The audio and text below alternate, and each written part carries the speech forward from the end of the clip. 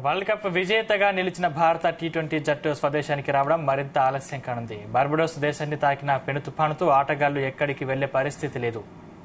తీవ్రత ఎక్కువగా ఉండే కేటగిరీ 4 హరికేన్ వల్ల 2 రోజులుగా దేశం మొత్తం లాక్డౌన్ లో ఉంది. ముఖ్యంగా స్థానిక ఎయిర్పోర్ట్ ను పూర్తిగా మూసివేశారు. భారత జట్టు ప్రత్యేక విమానం ద్వారా అక్కడి నుండి బయలుదేరే అవకాశాలు కూడా లేకుండా పోయాయి.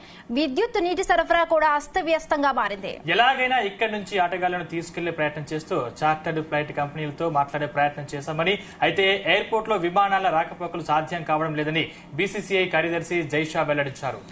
ప్రస్తుత పరిస్థితులు చక్కబడే వరకు వేచి ఉండడం మినహా మరొక మార్గం లేదని జైషా భారత్ కు చేరుకున్న తరువాతే ఆటగాళ్ల సన్మానం తదితర విషయాల గురించి ఆలోచిస్తామని అన్నారు.